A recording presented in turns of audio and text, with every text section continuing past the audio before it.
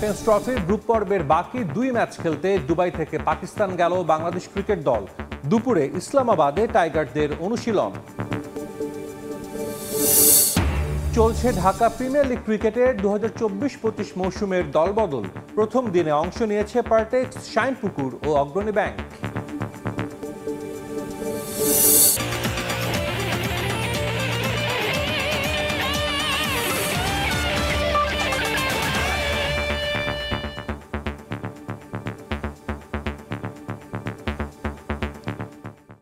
বিশ্বের নানা প্রান্তের খেলাধুলার খবর নিয়ে আমাদের নিয়মিত আয়োজন খেলার সময়, আর এই আয়োজনে আপনাদের সঙ্গে আছে আমি সাজিদ মুস্তাহিদ। শুরুতেই আইসিসি চ্যাম্পিয়ন্স ট্রফির খবর।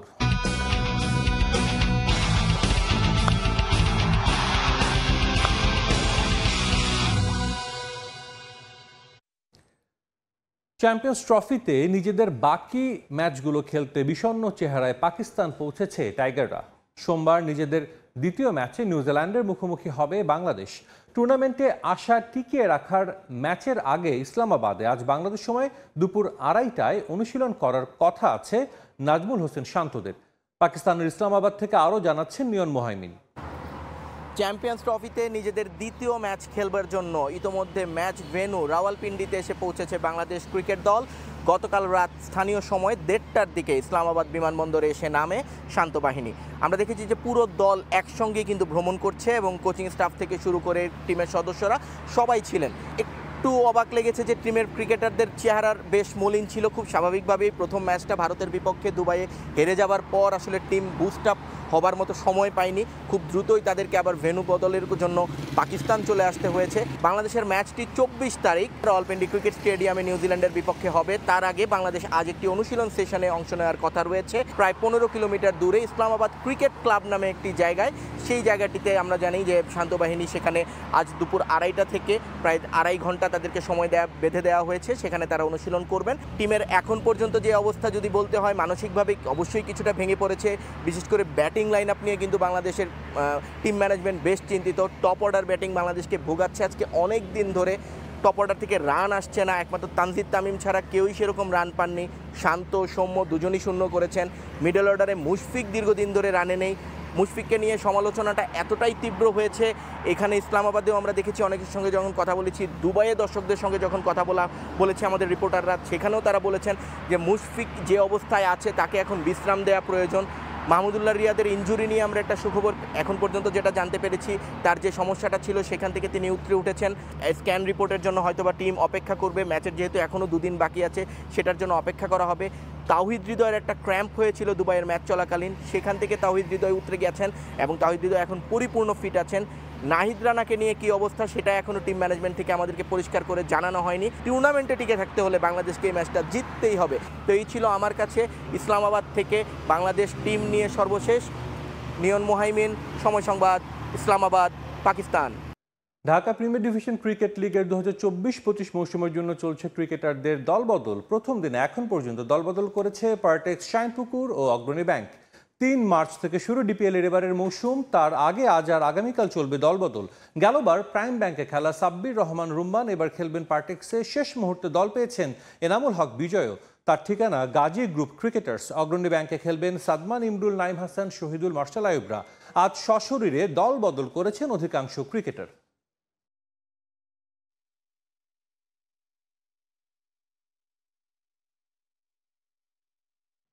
এই মুহূর্তে মিরপুর শেরেবাংলা স্টেডিয়ামে আছেন রিপোর্টার মাহবুব রিমন। ক্রিকেটারদের দল বদলে সবশেষ খবর জানতে সরাসরি যাচ্ছে তার কাছে।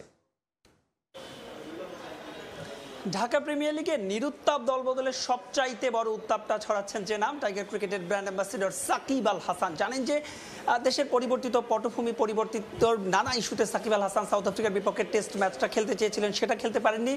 সবশেষ বিপিএলেও কিন্তু চিটাগং কিংসের হয়ে তার খেলার কথা ছিল, তিনি খেলতে পারেননি। তবে রোমাঞ্চকর যে তথ্যটি হচ্ছে কি, সাকিব আল হাসান তিনি কি ঢাকা প্রিমিয়ার লিগ খেলছেন? আপাতত কিন্তু সেই ইঙ্গিতই মিলছে। লেজেন্ডস অফ রূপগঞ্জের হয়ে তার যে দলবদলের প্রক্রিয়া, সেই দলবদলের প্রক্রিয়া কিন্তু কিছুক্ষণ আগে যে লেজেন্ডস অফ রূপগঞ্জের কর্মকর্তা রয়েছেন সাকিব আল হাসানের পক্ষ থেকে প্রথমে ট্রান্সফার যে কার্ড, সেই ট্রান্সফার কার্ডটা সেই ট্রান্সফারটা তিনি সম্পন্ন করেছেন।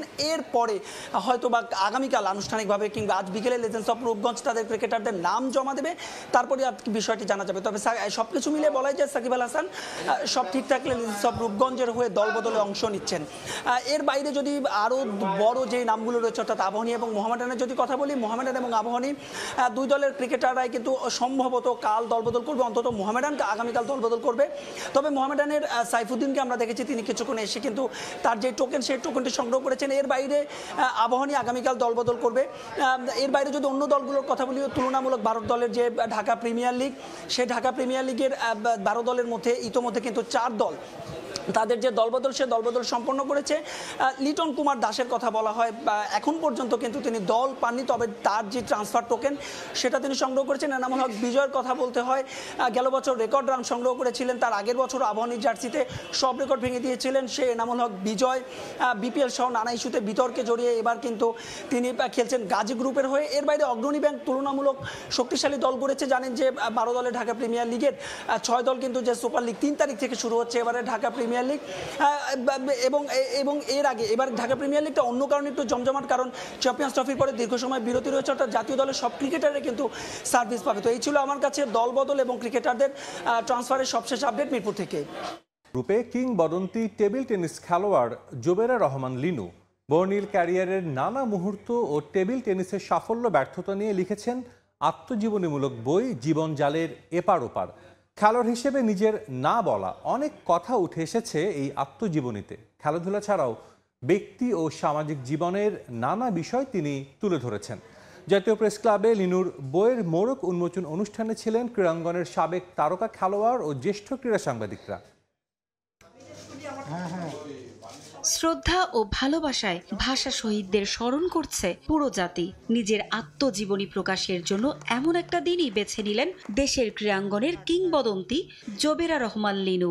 বাংলাদেশের টেবিল টেনিসের কিংবদন্তি এই খেলোয়াড় তার বর্ণিল ক্যারিয়ারের নানা মুহূর্ত ও টেবিল টেনিসের সঙ্গে কাটানো সাফল্য ব্যর্থতার দিনগুলো নিয়ে লিখেছেন আত্মজীবনীমূলক বই জীবন জালের এপার ওপার।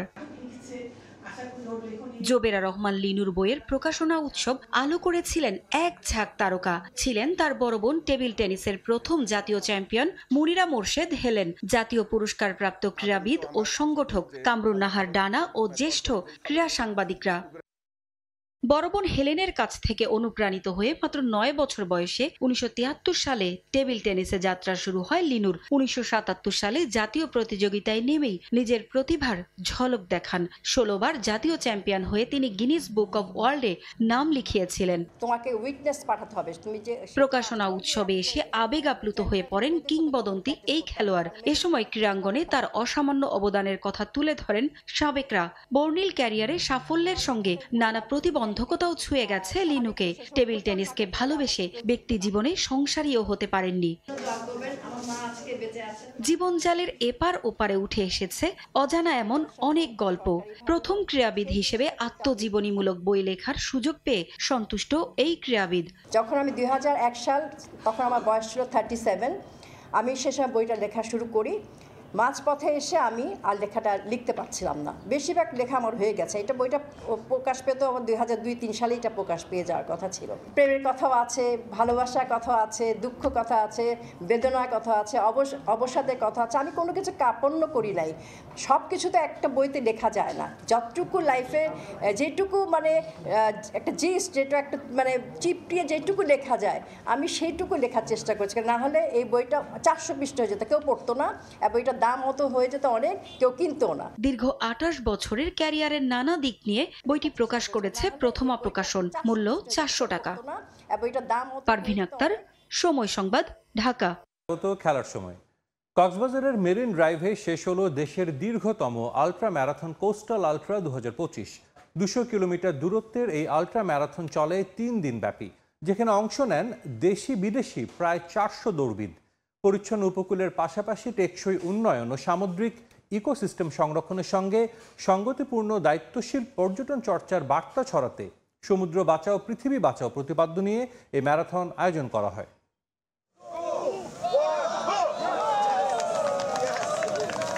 আলট্রা ম্যারাথন বা আলট্রা রান দীর্ঘ দূরত্বের দৌড়। গতানুগতিক ম্যারাথন দৌড়ে দূরত্ব 42.195 কিলোমিটার। এর চেয়ে বেশি দৈর্ঘ্যের দৌড়ই আলট্রা ম্যারাথন। এর মধ্যে সবচেয়ে ছোট দূরত্বের আলট্রা ম্যারাথন 50 কিলোমিটারের। এবার কক্সবাজারের মেরিন ড্রাইভে আলট্রা ম্যারাথন অনুষ্ঠিত হলো 50, 100, 200 কিলোমিটার ও 100 মাইলের।